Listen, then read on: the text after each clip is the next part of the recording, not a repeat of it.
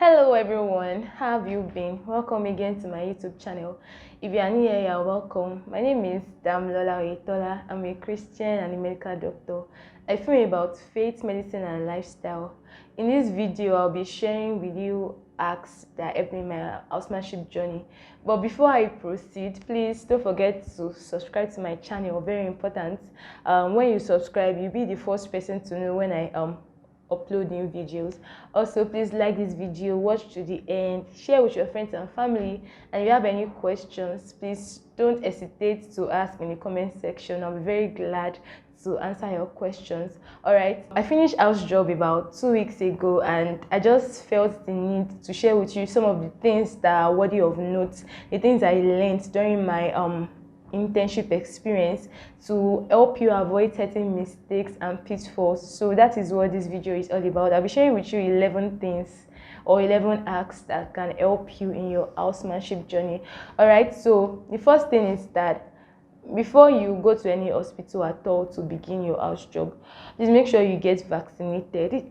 Get your hepatitis vaccine, your tetanus, COVID-19 vaccine. This is because you might be exposed to patients with numerous conditions and you want to be protected, right? That's what the vaccine does for you. So please don't forget. And the thing is, you might even get your vaccine at the hospital where you're doing your house job. It's even easier, so that the next doses, you don't have to go outside of the hospital to get it. Just go to the hospital and get your vaccine. Very, very important, please.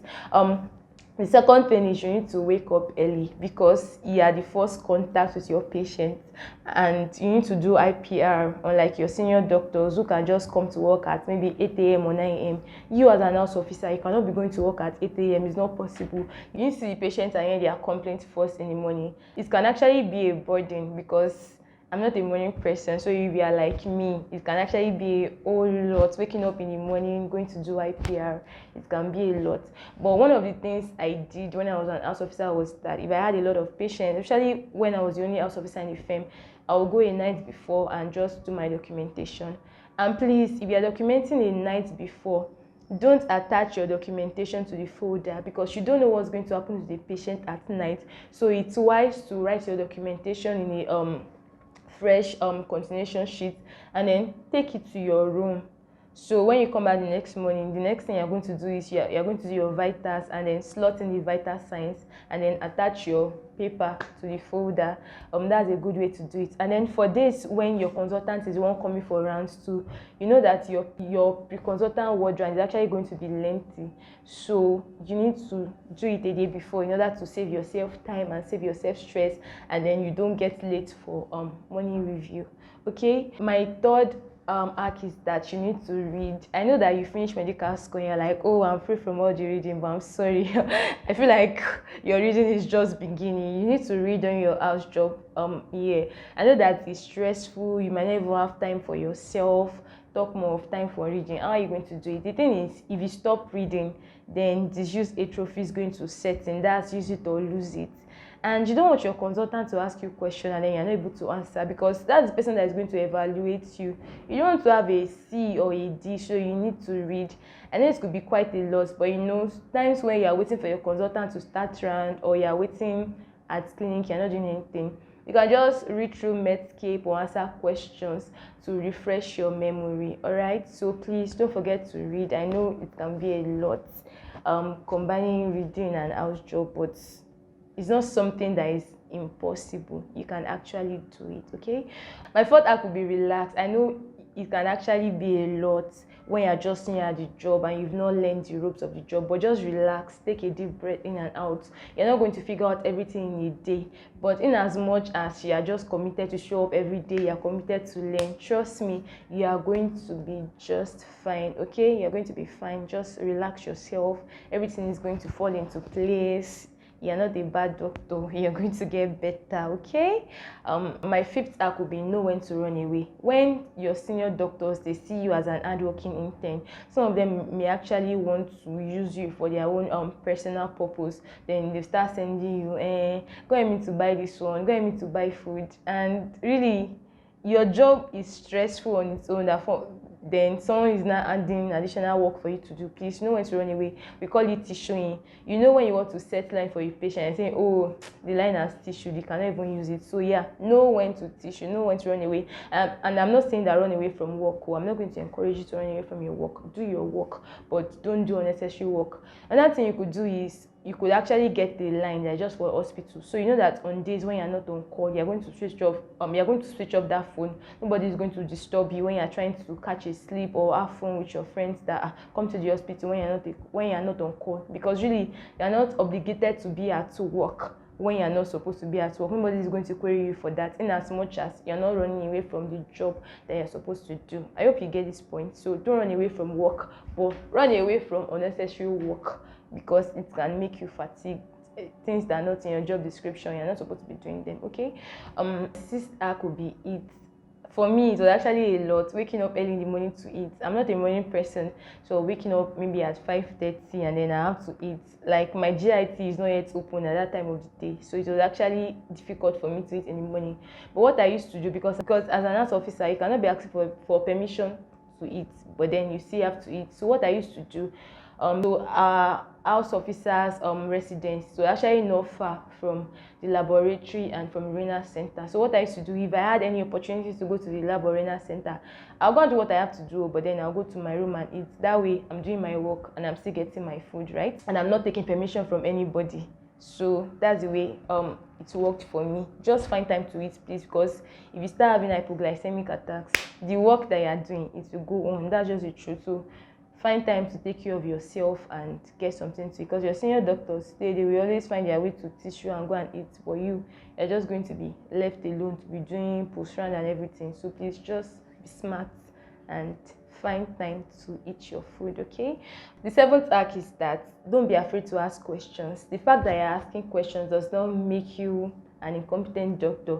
The truth is, your house job here is actually a period of training. It's a period of learning. So nobody expects you to know everything, because you're just fresh out of medical school. What do you even know apart from the stuff you learn from medical school? You don't have any clinical experience. So don't be afraid to ask questions. If any consultant looks down on you, any senior doctor looks down on you for not answering questions, I'm sorry, such person does not know what he or she is doing, because your house job period is a training period. Ask all the questions you want to ask in the world. Just ask away. It doesn't make you an incompetent doctor. Rather, it's going to help you to become a better doctor, because you are asking, and when you are asking, you get the right answers, and then you know better. Okay, so please ask away. My 8th tip will be to document everything. Like, write everything down. You know the way nurses write, like write too, because when a nurse calls you to the ward and say, oh, hello, Dr. Oyetola, this patient needs a line, and then okay, you go to the patient's bedside. Oh, sir, I would like to set an IV access for you, and then the man says, no, I don't want, I'm in so much pain, you have been pricking me all these days, and then you try to convince the patient, but then the patient still says no. So what are you supposed to do? Don't just go to your room like that though. Go and carry the patient's folder and documents. My attention was called to this patient that needed an IV access. However, the patient declined despite counseling. So make sure you write, because when your senior doctors come the next one and say, oh, so why didn't this patient get the required IV fluid, or why didn't the patient get all the medications, but you don't document, that means that you do not have any evidence actually. And you know patients can be funny. Patients can actually lie that that this doctor, they call the doctor, my hand is painful, she even tried, she was pricking me. So you see, you don't have any evidence, and nobody's going to support you that you actually did come to try to set the line, but it was the patient that declined. But when you write, your documentation is your evidence, because you are signing, your name is on it. So please don't forget to document. It's very, very important. My 9th tip will be, you need to create time to have fun.